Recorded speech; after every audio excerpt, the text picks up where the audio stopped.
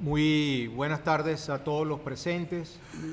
Bienvenidos a la mesa de discusión sobre los desafíos de la regulación ambiental en América Latina, en el caso particular de la protección de la Amazonía, en este 28º Congreso Mundial sobre el Estado de Derecho que celebramos en esta cosmopolita ciudad de Nueva York.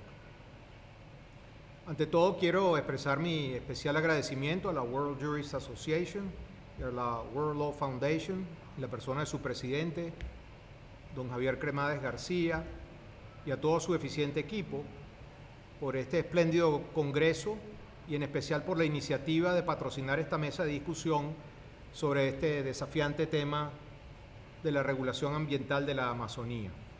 Y mi muy especial agradecimiento y recuerdo al presidente de la Academia Colombiana de Jurisprudencia, el doctor Augusto Trujillo Muñoz, por su liderazgo para promover este panel de discusión. Asimismo, quiero agradecer la compañía de los notables académicos iberoamericanos que se dan cita hoy para ilustrarnos con sus conocimientos y experiencias sobre este acuciante tema, cuyo interés va muchísimo más allá de Latinoamérica. La Amazonía ocupa 6.700 millones de kilómetros cuadrados de selva tropical que alberga el 30% de la biodiversidad del planeta. Y ese desafío precisamente consiste en cómo cuidar ese inmenso bioma. ¿Qué significa económicamente ello, dado su magnitud y sobre todo su diversidad? ¿Son suficientes, son eficientes las normas nacionales e internacionales que regulan actualmente su protección? ¿Cómo y quién se hace responsable de una política común y dispone de los medios económicos para ejecutar planes y proyectos acordes con esa protección? Bueno, para atender todas esas inquietudes es un privilegio adentrarnos en el tema y agradecer la presencia de los profesores Sergio de Andrea, el doctor Ricardo Abello y la doctora Delia Muñoz. Estaba prevista la participación de la doctora Cecilia Sosa Gómez.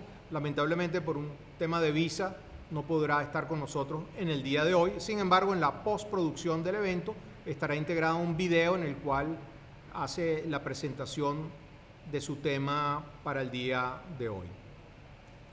Quiero expresarles particularmente en nombre de la Academia de Ciencias Políticas y Sociales de Venezuela el agrado que me produce la organización y coordinación de este evento, porque nos permite precisamente visualizar la importancia a nivel mundial y regional del estado de necesidad, y yo diría más enfáticamente del estado de urgencia en que se encuentra la protección jurídica del bioma amazónico.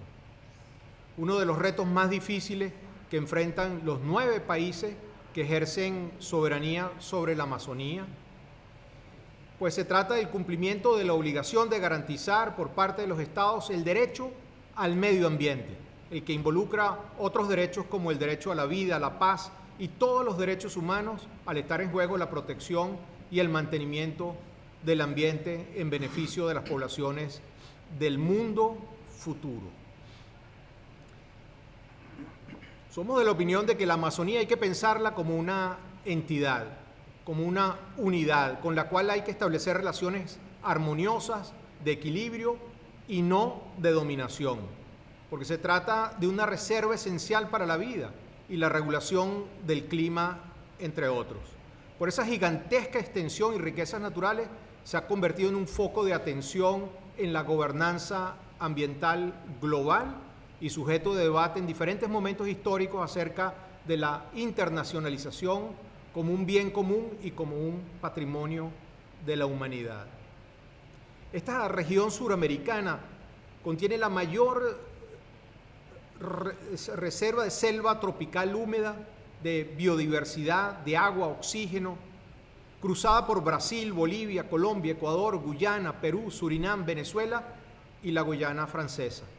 Su naturaleza transfronteriza ha sido reconocida desde 1978 con el Tratado de Cooperación Amazónica, que busca el desarrollo de la región y la utilización racional de sus recursos naturales. La propia Latinoamérica ha potenciado la protección ambiental desde una perspectiva regional, como lo comprueba el Acuerdo de Escazú, aprobado en el año 2018 y promovido por la Comisión Económica para la América Latina y el Caribe, CEPAL, con la regulación del derecho a la información, la participación pública y la justicia para la protección del ambiente. Y también la Corte Interamericana de Derechos Humanos ha proferido opiniones consultivas y ha sentado doctrina judicial hemisférica en casos contenciosos sobre el derecho humano al ambiente. Incluso la Corte está pendiente de producir una opinión vinculante sobre el acuciante tema de la emergencia climática y las obligaciones del derecho internacional de los derechos humanos que deben asumir los estados frente al impacto que se prevé y que ya empieza a sentirse, como la pérdida de los ecosistemas, la inseguridad alimentaria, las migraciones internas y los desplazamientos de personas. A pesar de todo esto, el espacio amazónico atraviesa por una crisis de inmensas proporciones para la región y para el planeta. Y los problemas que la quejan históricamente, como son las deforestaciones y los focos de calor, se han venido incrementando dramáticamente en los últimos años, a los que se suman otros como el narcotráfico, el cambio climático y la minería ilegal. El caso clínico es el ecocidio del arco minero del Orinoco en Venezuela. Todo ello pone en peligro la existencia del bioma amazónico como una selva húmeda, incluso la de sus habitantes ancestrales. Estos problemas, que son comunes a los 9 países amazónicos, sin que se haya logrado unificar a nivel regional soluciones efectivas que los comprometan con la preservación y protección del bioma amazónico, que es, como hemos dicho, inigualable e irreemplazable. Y no ha podido ni ha habido una acción geopolítica, estratégica, común, como merece la humanidad, para frenar la devastación, pues los intereses políticos y económicos han sido, lamentablemente, más fuertes que el deseo de conservar el ambiente. El enfoque del derecho ambiental latinoamericano, pese a estos avances mencionados, debe tener, en nuestra opinión, por objeto fundamentalmente fortalecer las instituciones ambientales, generar mecanismos participativos de gestión, obtener fuentes alternativas de recursos financieros, apoyar e instrumentalizar políticas de desarrollo sostenible, establecer mecanismos de acción coordinada en instancias internacionales entre los estados amazónicos, incluso con otros países, y de acceso a la justicia ambiental en la propia región amazónica en interés de la humanidad. En palabras resumidas, la normativa aplicable al ambiente amazónico debe permitir hacer sustentable el derecho al ambiente para defender y preservar el bioma amazónico con acciones que puedan tomarse para ello desde una instancia que se ocupe de tal objetivo y que controle las actividades eventualmente permisadas por los países que integran esa instancia organizativa. Luego de permitirme estas palabras iniciales para dar un poco de contexto al panel, me corresponde ahora presentar a los integrantes, todos ellos distinguidos juristas, académicos, representativos de países amazónicos. En primer lugar, el doctor Sergio Andrade, numerario de la Academia de Letras Jurídicas del Brasil, quien abordará el tema sobre la normativa ambiental y su efectividad en la Amazonía. Hará referencia a la discordancia entre la normativa ambiental y la realidad, ratificando que la cuestión amazónica constituye un tema central para el propio Estado democrático de derecho. El doctor Ricardo Abello, numerario de la Academia Colombiana de Jurisprudencia, expondrá sobre los aportes jurisprudenciales de la Corte Interamericana de Derechos Humanos a la protección del medio ambiente, dedicándose en su intervención a analizar los argumentos de cómo la Corte ha ido consolidando la relación entre los derechos humanos y el medio ambiente. La doctora Delia Muñoz, numerario de la Academia de Ciencias Morales, Políticas y Sociales del Perú, focalizará su ponencia sobre la responsabilidad internacional del Estado en el contexto del Tratado de Cooperación Amazónica y nos explicará cómo la aspiración de preservar el medio ambiente con crecimiento económico está condicionada por la necesidad de funcionar los extensos territorios de la Amazonía a la dinámica económica nacional. La doctora Sosa, lamentablemente que no está con nosotros, tenía por objeto intervenir y explicar sobre la naturaleza jurídica de la Amazonía y los intereses de su guarda y protección. Y precisamente en su exposición sugiere la creación de una organización técnica y económica en toda la región amazónica, con una autoridad amazónica para aplicar las normas de interés de la humanidad, para lo cual debe proponerse un tratado internacional para la Amazonía. Y concluyo con lo siguiente, simplemente enfatizar que de la sostenibilidad de la Amazonía depende el equilibrio climático global. Y con ello cito al Papa Francisco en su encíclica Laudato Si sobre el cuidado de la casa común, en donde nos hace un llamado urgente para proteger el medio ambiente y se pronuncia por la búsqueda de un desarrollo sostenible e integral. Paz y ambiente son derechos humanos transversales y de primer orden, sin los cuales los demás derechos, vida, salud, libertad, seguridad, son irrealizables. Por eso este Congreso sobre el Estado de Derecho es el lugar propicio para recordar que solo en regímenes políticos auténticamente democráticos, que garantizan efectivamente la separación de poderes, el respeto de los derechos humanos y las libertades públicas, se pueden asegurar el desarrollo de un derecho ambiental de utilidad general para la protección del medio ambiente y una verdadera aplicación de la normativa ambiental. Sin más, voy a introducir a los panelistas y en primer lugar tenemos al doctor Sergio de Andrea. Bienvenido, doctor de Andrea.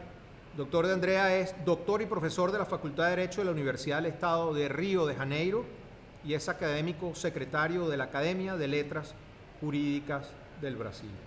Tiene usted el derecho de palabra, doctor de Andrea. Gracias. Senhor moderador, colegas panelistas, mi tema es normativa ambiental y su efectividad en la Amazonia. Inicialmente quisiera expresar el honor que siento por participar en este congreso tan significativo en representación de la Academia Brasileira de Letras Jurídicas. Es nuestro objetivo, aunque sea brevemente, señalar la discordancia entre la normatividad ambiental y la realidad, especialmente en relación con la Amazonia y en concreto con el escenario brasileño. Y cómo obtener la coincidencia entre la eficacia jurídica abstracta y la efectividad político-social. Dedico mi intervención a brasileños que desempeñaron papel fundamental en la defensa del bioma amazónico y de los pueblos nativos que habitan la selva. El mariscal Cândido Rondon, los hermanos Vilas Boas y el líder Chico Mendes, reconocidos internacionalmente.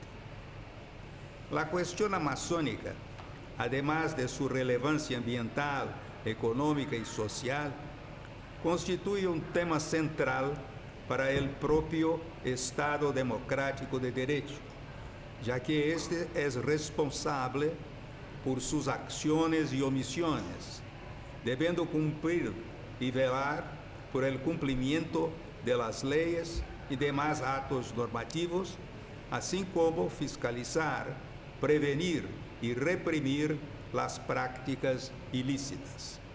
Estas atentan contra la ciudadanía y los derechos humanos, y consentirlas equivale a debilitar la institucionalidad democrática.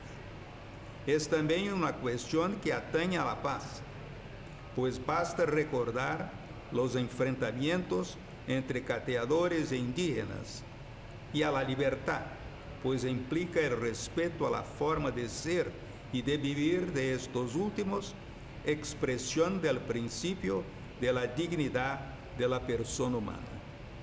La Constitución brasileña dedica un capítulo entero al medio ambiente, caracterizándolo como bien de uso común del pueblo y confiriendo a todos el derecho de disfrutarlo en condiciones de equilibrio ecológico. Por otro lado, impone al poder público y a la colectividad el deber de defenderlo y preservarlo como bien jurídicamente protegido. La Carta Política declara la selva amazônica brasileña como patrimonio nacional. Ella representa 61% del total de bioma amazónico y el 49% del territorio del país. La legislación infraconstitucional es abundante, aunque con muchos defectos, abarcando el Código Florestal, la Ley de Protección de la Fauna, la que organiza el Sistema Nacional de Unidades de Conservación de la Naturaleza, la Ley de Delitos Ambientales, el Estatuto del Indígena. Judicialmente, la legislación garantiza amplios medios de defensa, como la acción popular abierta a todos los ciudadanos y la acción civil pública, con extensa lista de demandantes habilitados. En el ámbito internacional, Brasil es signatario del Acuerdo de París, de la Convención Marco de las Naciones Unidas sobre el Cambio Climático y del Convenio sobre la Diversidad Biológica. Es imposible disociar el medio natural amazónico de su universo humano y social, ya que alberga pueblos nativos distribuidos en Brasil en aproximadamente 180 grupos. El texto constitucional reconoce su organización social, costumbres, lenguas, creencias y tradiciones, así como sus derechos originarios sobre las tierras que tradicionalmente ocupan. Estas son inalienables e indisponibles, y los derechos sobre ellas son imprescriptibles. La realidad, sin embargo, muestra la distorsión de esta normatividad por parte de varias categorías de protagonistas que actúan en la escena amazónica. Además de las deficiencias legales, una regulación administrativa parcialmente inadecuada, la ausencia de políticas públicas apropiadas y el uso de otras nocivas, la deficiencia de los requisitos para el otorgamiento de licencias ambientales, la omisión en el papel fiscalizador, a lo que se suma muchas veces la propia connivencia de agentes públicos. Muchas empresas privadas, incluso multinacionales, practican el ejercicio abusivo del poder económico y hacen uso de expedientes ilícitos, aunque sea principio constitucional de la orden económica la defensa del medio ambiente.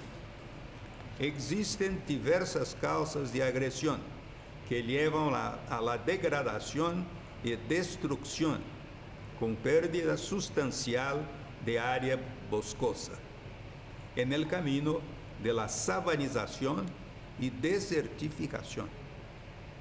Las quemas criminosas, el mercado interno y de exportación de carne y madera ilegal, la explotación minera destructiva en zonas ricas en oro, hierro, aluminio y manganeso, la ocupación ilegal de tierras públicas para ventas fraudulentas, el avance de la frontera agrícola y ganadera, la realización de obras públicas como la construcción de cuestionadas centrales hidroeléctricas.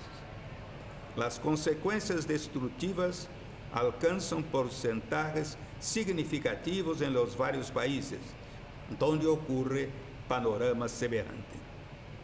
Agreguemos el escenario de criminalidad en el que ocurren asesinatos, como los del activista indígena Bruno Pereira y del periodista Don Phillips. No olvidemos la tragedia humanitaria en la tierra indígena Yanomami, que incluso generó acusaciones de genocidio ante el Supremo Tribunal Federal y la Corte Penal Internacional. Los actos criminales incluyen el uso de mano de obra en situaciones análogas a la esclavitud. Pero el momento actual es de fundamental importancia. Brasil vive la transición de un periodo de graves anomalías en la conducción del poder público y de prácticas económicas y sociales ofensivas al medio ambiente amazónico y a los pueblos nativos, a un otro, de tentativa de sanear esas prácticas y evitar esas agresiones. Así, en la Administración Pública Federal ha sido recreado el Ministerio del Medio Ambiente y Cambio Climático. Su titular es Marina Silva, nombre respetado internacionalmente. Fue senadora y fundadora del partido político Rede Sustentabilidad. El nuevo presidente, en su primer acto de gobierno, creó el Ministerio de los Pueblos Indígenas. El mismo día, Sônia Guajajara, diputada federal, fue nombrada ministra y se convirtió en la primera indígena en ocupar un cargo ministerial en el gobierno brasileño. El 2 de enero se anunció que Joênia Wapichana, la primera mujer indígena elegida representante federal en la historia de Brasil, se convertiría en presidenta de la Fundación Nacional de los Pueblos Indígenas. Poco después de ganar las elecciones, el presidente electo fue invitado a asistir a la Conferencia de las Naciones Unidas sobre el Cambio Climático y proclamó: Brasil está de vuelta en el mundo.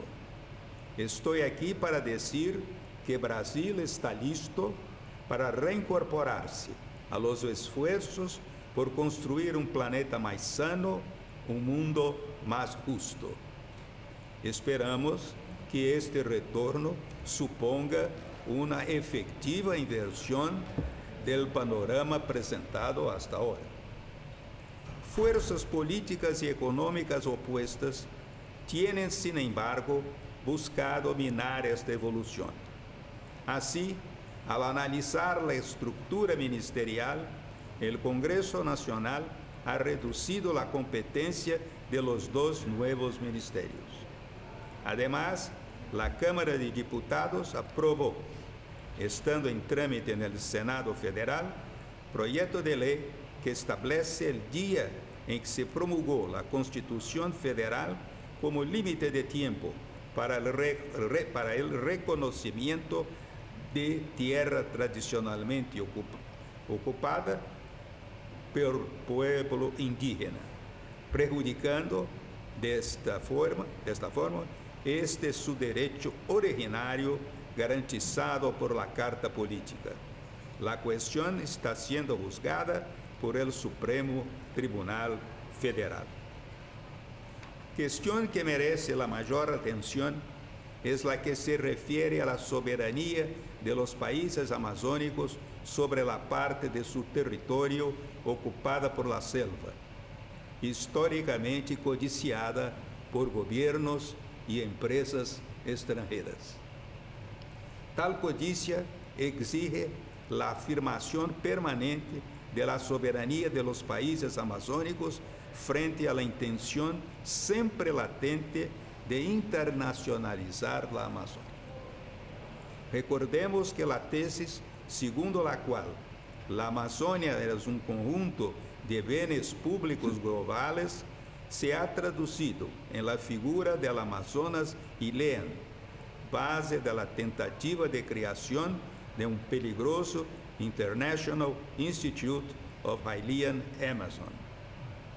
No podemos admitir la internacionalización de la Amazonia en el sentido de una gobernanza globalizada. La Amazonia es internacional, pero en la medida en que engloba a 9 países sudamericanos, que deberían unirse para una acción común, objeto de tratado, siempre respetando la soberanía de cada uno. El paraíso bíblico se perdió debido a la práctica de un pecado capital. Y la Amazonia, el paraíso verde, se está perdiendo por una sucesión de pecados, algunos capitales, con efectos irreversibles. Pero la Amazonia no es un paraíso perdido. Hay que buscar una sana sustentabilidad, concepto multidimensional, con sus dimensiones humana, ambiental, económica, social, política, ética y jurídica. Jurídicamente, es la garantía de los derechos adquiridos de las generaciones actuales y de las del porvenir. Ella es su derecho al presente y al futuro. Solo con acciones efectivas del Estado y de la sociedad, del sector público y del privado, protagonistas que tienen plena responsabilidad en este ámbito, nos redimiremos de los pecados cometidos y podremos aprovechar sanamente el paraíso amazónico con sus maravillas naturales, su biodiversidad y sus potencialidades. La sustentabilidad, sin embargo, no es incompatible con el desarrollo, pero en lugar de desarrollo sustentable, deberíamos tener sustentabilidad con desarrollo, la primera condicionando al segundo. La Amazonia merece respeto y sobre todo afecto y amor.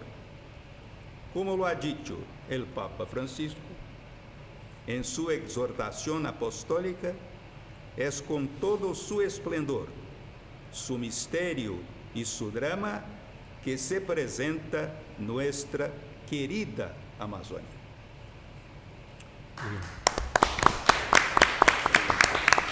Muchísimas gracias al doctor Andrea por hacernos este inventario y balance de la situación del derecho ambiental y la protección de la Amazonía en el Brasil, dado que representa el 50% del territorio de esa bioma tan importante. Por supuesto que lo felicito por el espléndido y clarísimo español con que él quedó. A continuación, tenemos la intervención de la doctora Delia Muñoz, abogado de la Pontificia Universidad Católica del Perú, doctora en Derecho de la Universidad San Martín de Porres, exministra de Justicia y individuo de número de la Academia de Ciencias Morales, Políticas y Sociales del Perú. Muy buenas tardes, muchas gracias al speaker de la mesa, también agradeciendo a los organizadores y al señalar que preparar estas presentaciones que estamos realizando en la mesa han significado diversas reuniones de coordinación para analizar el tema y ver cómo lo abordábamos de una manera conjunta para tener cierta lógica en las presentaciones. Yo vengo a hablar del rol de Perú frente a la Amazonía peruana y en concreto sobre la responsabilidad internacional que el Estado se va a ir generando o se está ya generando ante esta situación de no prestar atención a los graves problemas que en ella se presentan, como han señalado mis dos predecesores. Cuando uno habla de la Amazonía, siempre suena a una fábula, a que vamos a escuchar grandes historias, a ver hermosas películas, porque es la casa que alberga a la mayor flora y fauna del mundo. Es un territorio de aproximadamente 7.000 millones de kilómetros de extensión. Es una zona fabulosa, es un ambiente portentoso, que es considerado el gran pulmón del mundo, pues allí se produce la mayor fuerza para luchar contra el carbono que producimos. Sin embargo, para mi país, el Perú, este es conocido como un país andino. Sin embargo, la Amazonía ocupa quizás la parte más importante de su territorio. Extraña paradoja, pero quizás ello obedece a que entre la zona costera y la zona andina no hay posibilidad de acceder directamente a la Amazonía. A la Amazonía solo se accede en Perú por vía aérea, o si uno llega hasta uno de los bordes de Tingomaría o Ucayali, donde esta comienza, podrá hacer una travesía fluvial.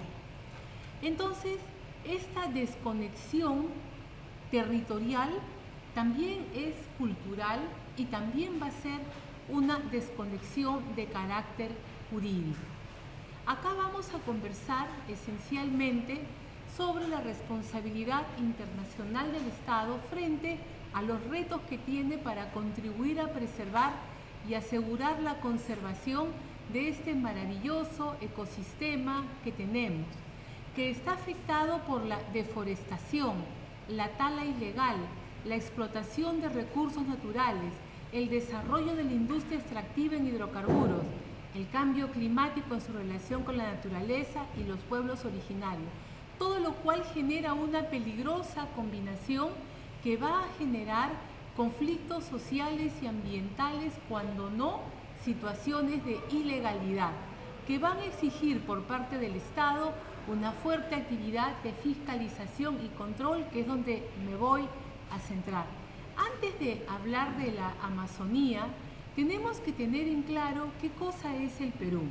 Este Estado es uno de carácter metadiverso y pluricultural, y conforme al último reporte del Banco Mundial de abril de este año, a pesar de la crisis del COVID y de la crisis que presenta el mundo, presenta una sólida estructura macroeconómica, con grandes reservas internacionales que superan a todos los países que integran la cuenca amazónica. Pero esta economía, a su vez, va a tener una gran presencia del sector informal, y este Estado también tiene en la actualidad un gran déficit de prestación de servicios en áreas como educación, salud y abastecimiento de agua. Y es en ese contexto un Estado con muchos recursos donde va a tener que ajustar sus políticas para lograr las acciones necesarias para responder a las obligaciones asumidas voluntariamente para proteger tanto a la Amazonía como a los pueblos originarios que en ella habitan, sin olvidar a los colonos que allí también se han instalado, para de esta manera poder preservar este bosque que hoy se encuentra bajo amenaza. Ahora, vayamos avanzando un poco. A mí me interesa resaltar la riqueza de la Amazonía. La parte más rica de la preparación de esta conversación con ustedes ha sido poder establecer temas colaterales de los que no somos muy conscientes, como por ejemplo la cantidad de bosques que tenemos en esta cuenca amazónica.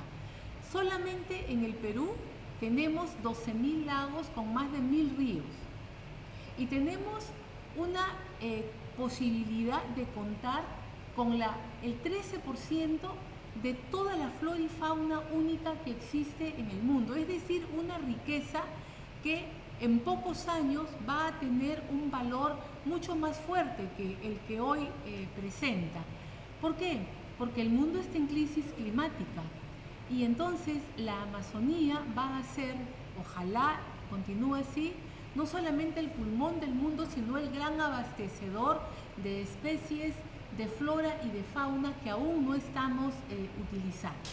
Este hermoso lugar, ¿qué daños y qué riesgos afronta? En primer lugar, la tala ilegal y la deforestación.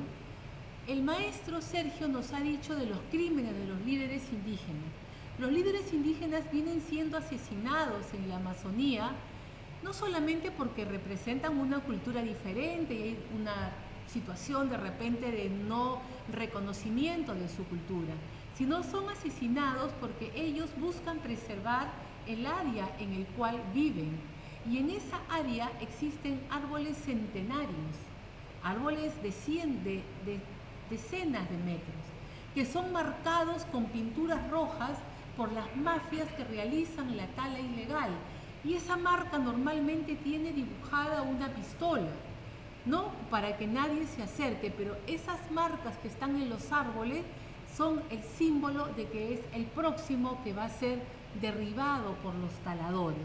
¿Y saben ustedes qué cosa es lo más triste? Que esta tala ilegal de árboles la realizan los connacionales de los países que integran la cuenca amazónica. Solamente el 15% de esta tala ilegal sale vía exportación.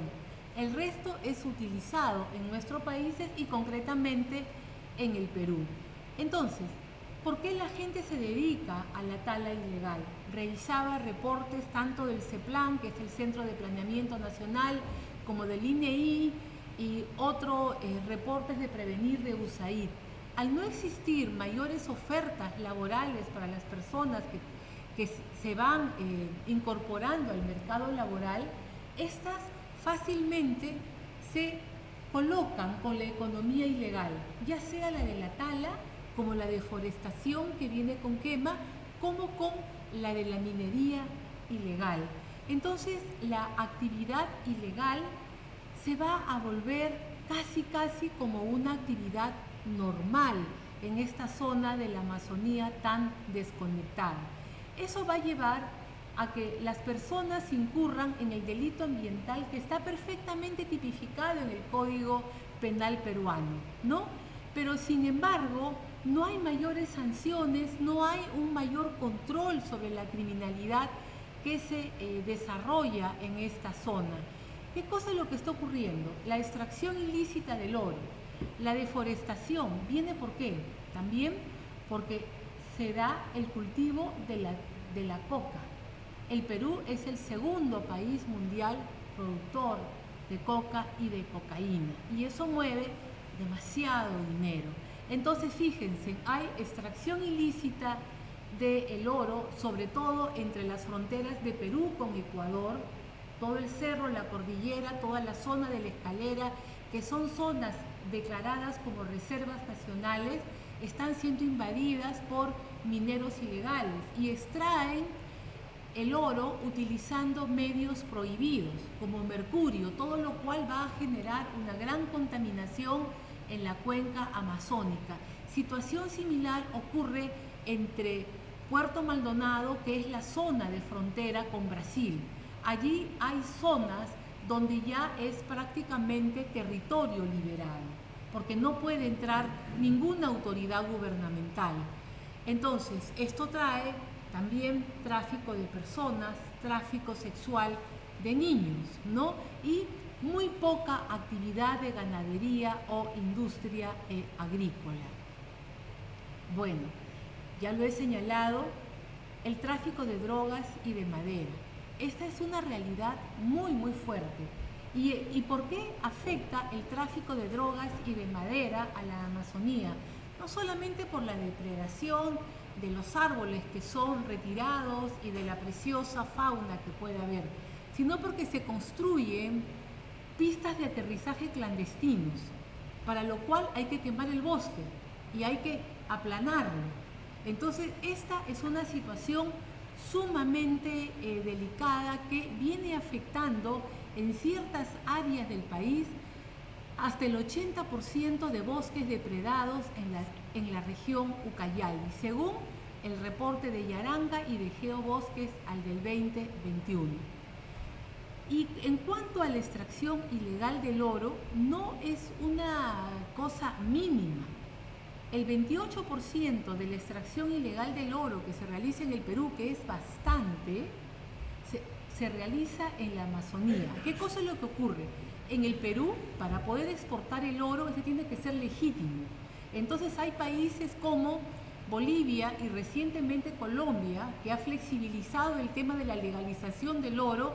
Entonces ustedes ven, por ejemplo, de que Bolivia, sin tener una sola mina más, ha elevado de 1 en 400 veces la exportación de oro. Y ahora se está yendo hacia Colombia, que también ha flexibilizado. Entonces, la extracción ilegal del oro es fuerte en la Amazonía por el potencial que se ha encontrado de vetas en estas zonas vinculadas a ambas fronteras. Muy bien, ¿qué cosa ha venido haciendo el Perú? Porque ya me quedan muy pocos tiempos, así que me voy a saltar. El Perú evidentemente ha sido fundador, está integrando el Tratado de Cooperación Amazónica, la organización del Tratado Amazónico, y tiene algunos programas bilaterales, uno con Colombia, otro con Brasil, para poder afrontar. Sin embargo, los esfuerzos regionales vienen siendo insuficientes. ¿Por qué? Porque los problemas que afrontamos los países que integran principalmente la cuenca amazónica son similares.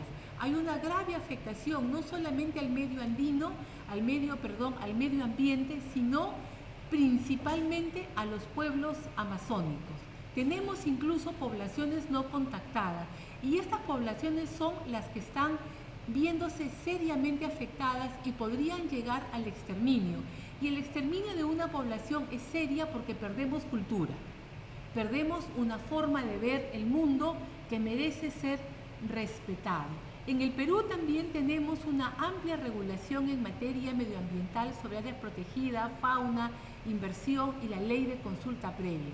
Y yo quiero terminar únicamente con un caso que en mi país es emblemático y se llama el caso Kuninicu.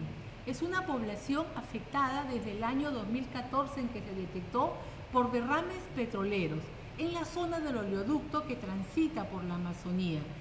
Se derramaron 2.500 barriles de petróleo. Muy lento el accionar de la empresa estatal peruana Petroperú y muy lento también la respuesta de las autoridades gubernamentales. Todo lo cual motivado que en el año 2014 el Tribunal Constitucional peruano en una sentencia establezca una serie de acciones que la empresa Petroperú tiene que realizar en la zona, desde la remediación ambiental hasta la implementación de acceso al agua para consumo humano, por cuanto la que existe en la zona no es posible ser utilizada salvo uno se enferme, como lo que ocurrió con muchos niños. Ante la demora de la empresa estatal Petroperú, ¿qué cosa es lo que ocurrió? En el 2017, la Comisión Interamericana de Derechos Humanos dictó una medida de protección cautelar y le pidió al Estado peruano que se preserve la vida y la integridad de los habitantes de San Pedro de Kuninicu y otra ubicada en Loreto. ¿Por qué? Porque estas personas, al haber estado expuestas al derrame de petróleo y al consumo de agua no apta para personas, han sufrido afectación física y directa, por lo cual no solamente es remediar el medio ambiente, sino también la salud de las personas adultas y los niños. Toda esta situación, además aunada a las muertes de los líderes indígenas, la falta de un control efectivo sobre la actividad económica que se desarrolla en la zona de la Amazonía, la gran discusión que hay para establecer si la industria en hidrocarburos debe o no realizar procesos de consulta previa para actividades que ya se han iniciado hace más o menos 20 años, pero estaban vigentes el convenio 169 de OIT. Y lo último, ¿no? Los derrames de petróleo para mí hacen razonable prever que en muy poco tiempo el Perú va a estar siendo convocado ante instancias internacionales, sobre todo jurisdiccionales, por estos hechos que vienen ocurriendo en la Amazonía. Muchas gracias. Un millón de gracias, Delia, por la esclarecedora explicación sobre el estado de situación del derecho ambiental y de la circunstancia de la Amazonía en el Perú, y particularmente por atisbar todas las actividades relativas a la remediación ambiental y la responsabilidad del Estado peruano frente a los daños al ambiente. Seguidamente vamos a tener la intervención del doctor y profesor Ricardo Abello, quien es miembro de la Academia Colombiana de Jurisprudencia y particularmente miembro del Grupo Nacional Colombiano ante la Corte Permanente de Arbitraje, agente de Colombia en la solicitud de la opinión consultiva número 23 sobre derechos humanos y medio ambiente. Tienes el derecho de palabra. Bueno, buenas tardes a todas y a todos. Un gusto estar en el World Law Congress. Agradezco a los organizadores, especialmente al doctor Cremades. Muchas gracias a Humberto por la moderación de este panel y la organización de todo, así como a mis copanelistas, y agradecerle a los amigos presentes, Fabián, Juan Manuel, Ulises, por estar aquí en este panel.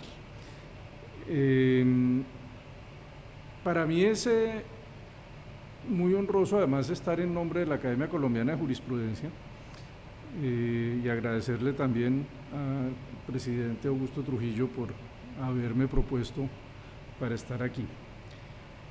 Cuando hablamos de medio ambiente, yo creo que lo primero que debemos decir y que es fundamental es por qué se debe proteger el medio ambiente. Y finalmente lo que hay detrás de esa protección del medio ambiente pues es la protección del individuo, de los seres humanos. Necesitamos un medio ambiente sano para poder vivir. Y en ese sentido es muy interesante el desarrollo que ha habido en la Corte Interamericana de Derechos Humanos, que empieza estableciendo esa relación del medio ambiente, pero partiendo de las comunidades indígenas, ¿no? Y de ese vínculo ancestral que pueden tener las comunidades, o que tienen las comunidades indígenas con relación a el medio, con relación a ese medio ambiente.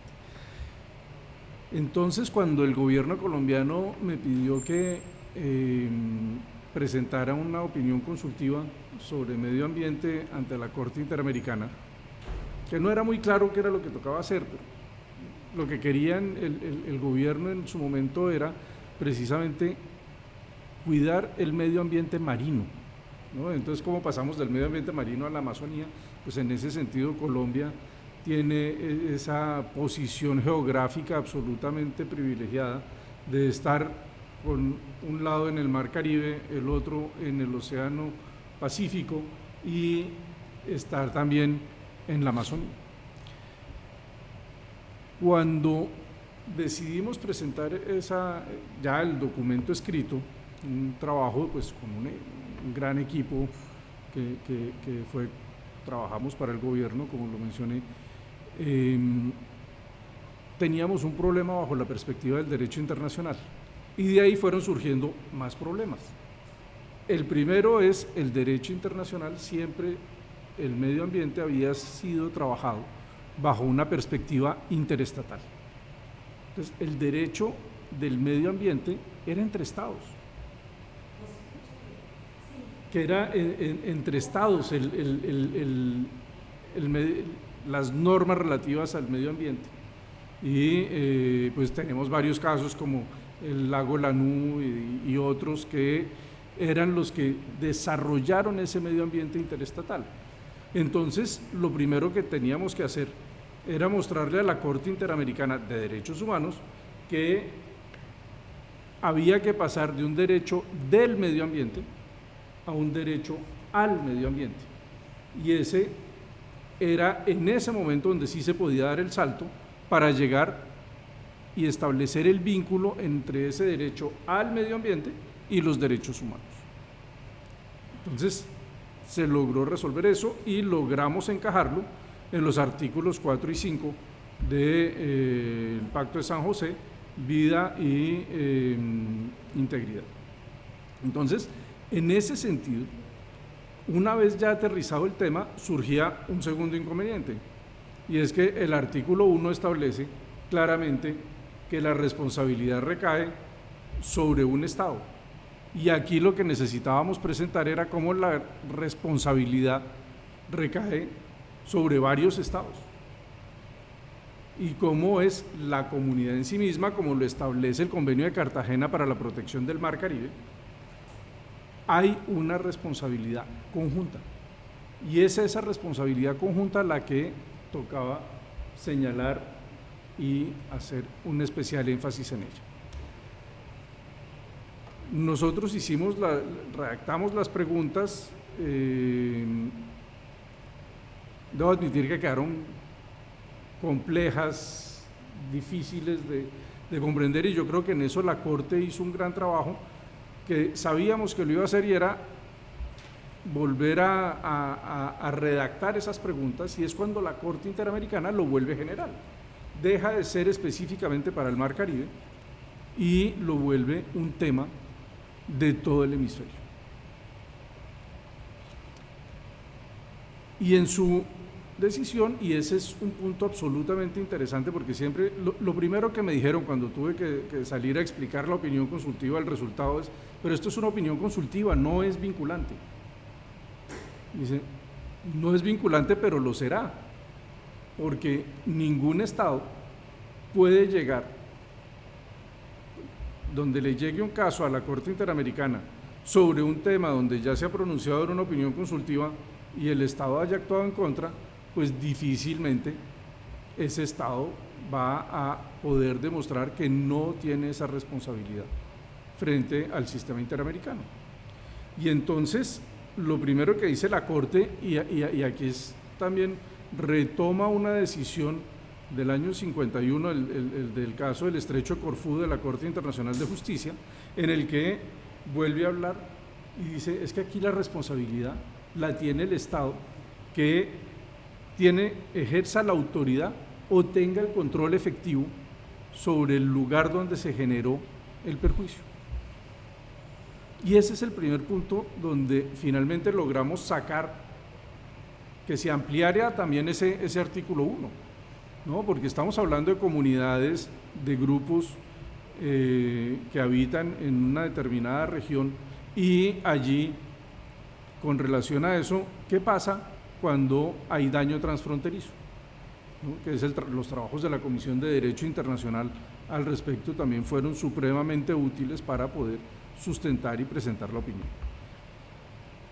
Y termina diciendo la Corte con relación al 1.1, dice, a efectos del artículo 1.1 de la Convención Americana, se entiende que las personas cuyos derechos convencionales han sido vulnerados a causa de un daño transfronterizo se encuentran bajo la jurisdicción del Estado de origen de dicho daño, en la medida que dicho Estado ejerce un control efectivo sobre las actividades que se llevan a cabo en su territorio o bajo su jurisdicción. Entonces, ahí creo que con relación a ese primer punto se lograba, y es supremamente útil para el caso de la Amazonía, en la medida en que pues, gran parte de los estados de América del Sur ejercen jurisdicción sobre una parte de la Amazonía. Pero la Corte además fue más allá en esta opinión consultiva, en la medida en que hace referencia a elementos, conceptos que se venía discutiendo si ya seguían siendo soft law o si ya habían pasado a ser hard law, ¿no? Entre esa discusión entre el derecho duro, el derecho blando, cuál es el realmente vinculante, y el soft law no entra como vinculante, y en este sentido la Corte se va con las obligaciones de prevenir los daños ambientales significativos dentro o fuera de su territorio, de regular, supervisar y fiscalizar las actividades bajo su jurisdicción que puedan producir un daño significativo al medio ambiente, realizar estudios de impacto ambiental cuando exista riesgo de daño significativo al medio ambiente, y aquí es muy interesante porque además le quitó la subjetividad a esos estudios de impacto ambiental, ¿no? ¿Quiénes realizan esos estudios de impacto ambiental? El mismo que tiene un interés en hacer una obra, en hacer un proyecto, y eso no puede ser. Entonces, lo que pide la Corte Interamericana es que haya objetividad en esos estudios de impacto ambiental y que sea un tercero que lo haga, no el directamente interesado. Asimismo, estableció que procedimientos para minimizar la posibilidad de grandes accidentes ambientales y mitigar el daño ambiental significativo que se hubiere producido. Entonces, las obligaciones de mitigación de ese daño ambiental también son fundamentales. También hace referencia al principio de precaución, a efectos de la protección del derecho a la vida y la integridad personal frente a los posibles daños graves e irreversibles al medio ambiente, aún en ausencia de certeza científica. Es decir, que esa obligación de precaución va cuando simplemente existe la posibilidad de que se vaya a causar un daño, y desde ese momento, además, si se va a causar un daño, también cómo se va a mitigar ese daño. Y establece unas obligaciones interestatales también. Entonces le dice, y es que en todo esto los estados tienen que respetar y garantizar los derechos a la vida e integridad de las personas bajo su jurisdicción, y los estados tienen la obligación de cooperar de buena fe para la protección contra daños transfronterizos significativos al medio ambiente. Para el cumplimiento de esta obligación, los estados deben notificar a los estados potencialmente afectados cuando tengan conocimiento que una actividad planificada bajo su jurisdicción podría generar un riesgo de daños significativos transfronterizos y en caso de emergencias ambientales, así como consultar y negociar de buena fe con los estados potencialmente afectados por daños transfronterizos significativos. Entonces, esto que está en una opinión consultiva y que no se tenía muy claro cómo hacerlo vinculante, llega posteriormente un caso contra la Argentina, el caso Laca-Honhat contra Argentina, y ahí la Corte Interamericana siguió desarrollando todos estos principios y tomó como fundamento la opinión consultiva 23 para poder hablar de estos nuevos derechos. Que aquí además hay un caso muy interesante, y es cuáles son los derechos que deben prevalecer cuando existen dos comunidades que están especialmente protegidas, ¿no? Aquí el tema entre campesinos y comunidades indígenas. Entonces ahí hubo también un enfrentamiento, y ese es como un tema que queda ahí interesante para trabajar. El año pasado la Asamblea General, en el mes de julio, determinó que ese derecho a un medio ambiente sano era un derecho humano. Y fíjense cómo desde los sistemas regionales se ha venido fortaleciendo esa idea para que finalmente llegue a la Asamblea General. Y lo primero que dice la Corte Interamericana en el caso Laca-Honhat, 2020 creo que es, o 2021 es esa sentencia, 2020, determinó que existe un derecho a un medio ambiente sano. Y dice en la sentencia, dice, constituye un interés universal, es un derecho fundamental para la existencia de la humanidad, y que, como derecho autónomo, protege los compromisos del ambiente, tales como bosques, mares, ríos y otros como intereses jurídicos en sí mismos. Entonces vean cómo aquí la Corte Interamericana fue avanzando paso a paso para establecer unas normas en este sentido. También muy interesante, y como en el medio ambiente tenemos que proteger el medio ambiente para protegernos a nosotros, la Corte Interamericana en el caso de Laca-Honhat habla del derecho a la alimentación adecuada. Y aquí pues toma los estudios que ha hecho el Comité DESC de Derechos Económicos, Sociales, Culturales, Ambientales ahora también, en que la comida debe ser suficiente.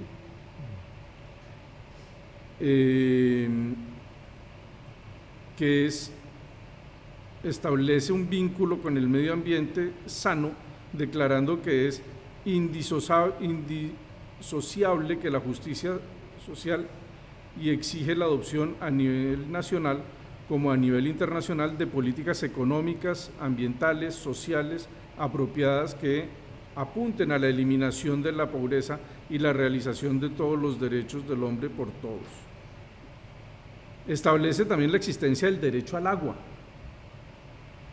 Y aquí hay un tema también muy importante, y es cómo se ha ampliado el artículo 26 de la convención, en la medida en que algo que a priori era bastante cerrado y se discutía si los derechos económicos, sociales y culturales podían ser justiciables en la Corte Interamericana o no, y que los artículos de jurisdicción y de competencia son supremamente limitados, pues aquí se ha ido trabajando con base en esos temas de competencia y jurisdicción para poder ir más allá y proteger estos derechos bajo una perspectiva también judicial.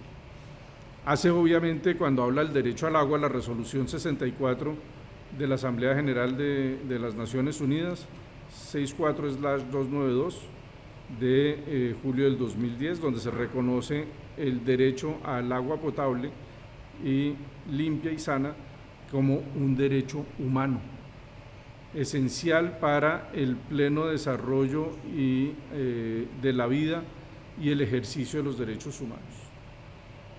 Y por razones de tiempo pasaré a un tema supremamente interesante que creo yo que es un poco lo que mencionabas en la presentación también de la importancia de proteger la Amazonía, y es el derecho a participar en la vida cultural y cómo hay un vínculo entre el medio ambiente y ese ejercicio de la vida cultural bajo una perspectiva de gastronomía, bajo una perspectiva de cuidar los alimentos, de tener, conservar y proteger esas tradiciones de las diferentes comunidades. Entonces, bajo esa perspectiva, pues ahí también quería tocar ese punto. Y finalmente, pues hay un tema, creo que es inédito, único en este momento, y es que frente a ese crecimiento de tribunales internacionales, esa proliferación de tribunales internacionales, en este momento estamos en algo novedosísimo, y es frente a la Corte Internacional de Justicia, con un gran lobby hecho por Vanuatu, que es el primer estado que va a desaparecer como consecuencia del cambio climático y la subida de las aguas. Se logró que la Asamblea General de las Naciones Unidas presentara una solicitud de opinión consultiva a la Corte Internacional de Justicia, quien ya la recibió, y ya invitaron a los estados a que se presenten a dar su opinión sobre la pregunta formulada. Pero al mismo tiempo, ante el Tribunal del Mar, hubo un grupo también se presentó de forma conjunta una solicitud de opinión consultiva con relación a la subida de las aguas del mar y el cambio climático. Y de forma simultánea, Chile y Colombia presentaron ante la Corte Interamericana de Derechos Humanos una solicitud de opinión consultiva con relación al medio ambiente también. Entonces tenemos 3 tribunales trabajando opiniones consultivas relativas a medio ambiente y cambio climático, la urgencia frente al cambio climático, y pues veremos a ver qué dicen, cómo va a ser el orden en que se van a pronunciar, yo creo que deben estar corriendo en este momento para salir de primeras, porque la primera decisión que salga forzosamente le va a dar el parámetro a los otros 2 tribunales de cómo manejar el tema. Eso era lo que yo tenía para presentarles. Muchas gracias, y pues quedo pendiente de lo que infinitas gracias, Ricardo. Agradecemos tu disertación sobre el estado de situación del derecho internacional público, particularmente la doctrina ya desarrollada por la Corte Interamericana de Derechos Humanos a nivel hemisférico en relación con la protección del derecho al ambiente y su proyección en el caso concreto, sin lugar a dudas, de la Amazonía, donde el espacio común nos vincula, y las noticias del inmediato futuro sobre las opiniones vinculantes que seguramente aparecerán en relación con la situación del cambio climático. Bueno, yo sin más creo que concluimos, y solamente quería relacionar un poco el análisis que hemos hecho en esta mesa con la anterior, y es que yo creo que el tema de la protección, por ejemplo, del ambiente y todo lo que significa robustecimiento del el aprovechamiento sustentable de la Amazonía pasa necesariamente en el contexto transversal de los distintos estados que hacen vida en la Amazonía, es por el fortalecimiento del Estado de Derecho. Sin un Estado de Derecho robusto, sólido, que verdaderamente sea un garante de la protección de los derechos, de las libertades públicas, donde haya independencia y separación de poderes, es el único espacio institucional en el que se puede verdaderamente imaginar que el derecho mismo al ambiente y la protección del ambiente y todo lo que significa el progreso a partir del goce al ambiente puede tener lugar. De modo que creo, sin más, que bueno, ha sido una tarde provechosa para todos. Cristina. Yo tengo un comentario y una pregunta. Yo no soy abogada. Creo que Pero yo acabo de terminar, o sea, una intervención justo antes, hablando de el hecho de que el problema de la Amazonía actualmente es la expansión de los grupos criminales que se están internacionalizando.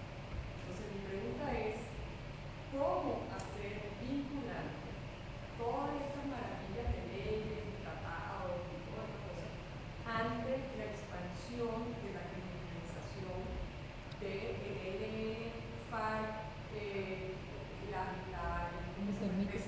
Sí. que se están internacionalizando? O sea, estos no son grandes compañías mineras que están haciendo desastre. Estos son grupos armados criminales que se están internacionalizando. ¿Cómo hacemos, o sea, cómo hacer vinculantes todas estas leyes ante esos grupos y ante esta situación? Yo le pediría a Delia Muñoz que te dé su punto de vista. Cristina, uno de los temas que vengo revisando, uno de los temas que vengo encontrando en las investigaciones que estoy desarrollando, yo estoy dedicada a la academia en los últimos años y en todos los problemas aterrizamos siempre en la presencia de la economía no informal, sino la economía ilegal. Y eso es un tema que me parece sumamente importante y ojalá forme parte de las conclusiones de este evento.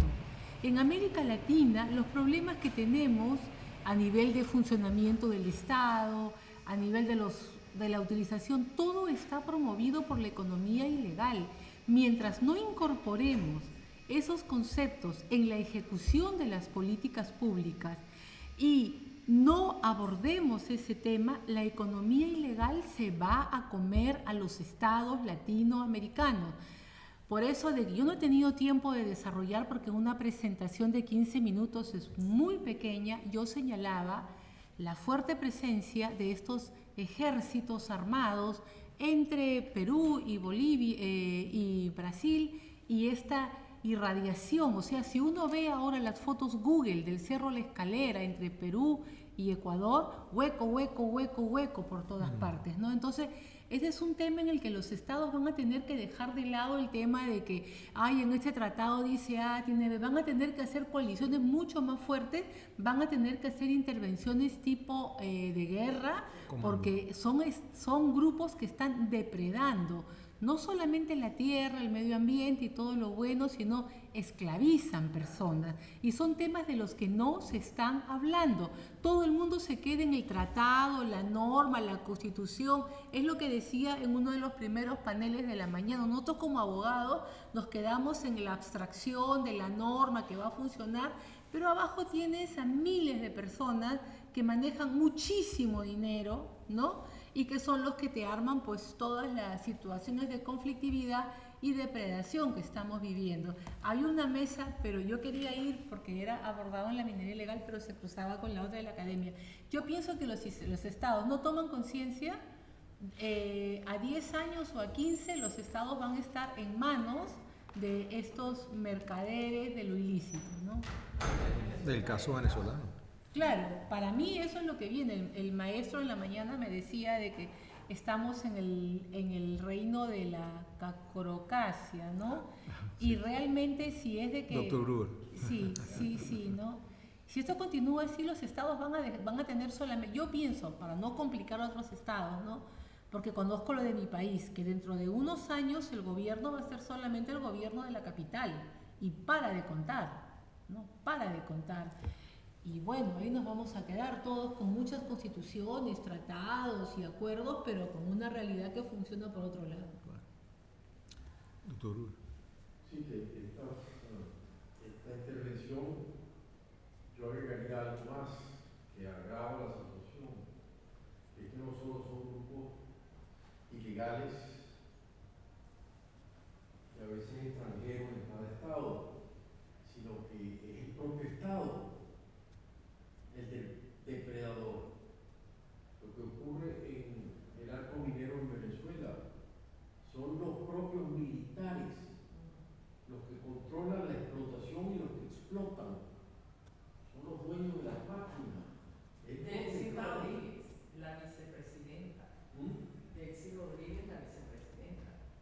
Bueno, aparte de eso, pero cuando tú tienes el Estado que es el depredador, El promotor. Por eso es de que los estados... Yo tengo una visión muy pesimista sobre el tema y cada vez que me acerco más a la politología y a la sociología, encuentro que hay cambios muy fuertes que se están dando en toda la región latinoamericana que no estamos percibiendo nosotros con total claridad la magnitud que esto tiene y la articulación de estos grupos mafiosos con otros sistemas que ocurren en otras partes del mundo, ¿no? Y que para mí debería ser el tema del próximo gran evento para hacer ese balance ya en serio, ¿no? Muy bien. Sin más, creo que levantamos la sesión.